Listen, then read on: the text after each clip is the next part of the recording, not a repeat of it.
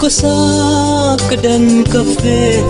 ol ngay mưa la cà băm đà đồng tê cây hầm hơi nơi tôi xì lòng ôm nó cà bê rap âm pia siang na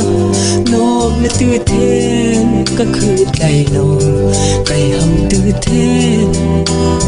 lòng ngạc vơi vơi khung bần apa nơi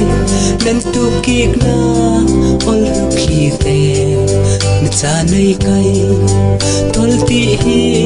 long kaham pon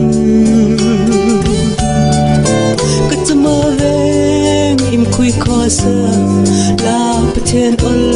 anan thui tu na shi ka bak ve zut an mi khi thui lo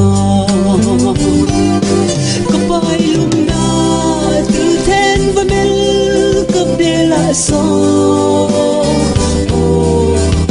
cái hình na từ lòng bất tâm bận cái ram ham ông cái sang khun thay hu then ca say na văn hồng từ then và mẹ và mẹ cơ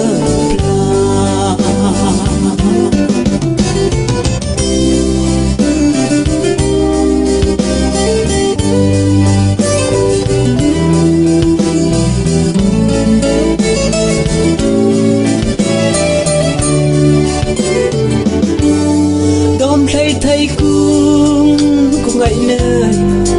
chập lại ra răng đông cướp lòng hình râm tư về nằm ngay ăn cân hơi ri thay nó tư thiên sẵn sàng có khơi tay nó trên mây lại nê cây trăng bầm hè ngồi và tình ngã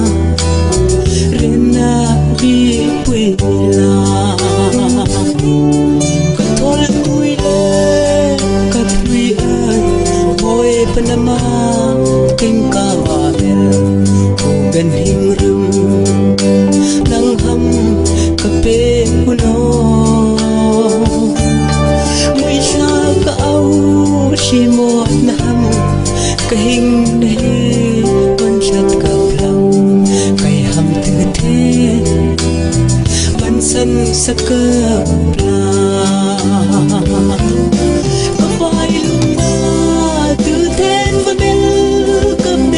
so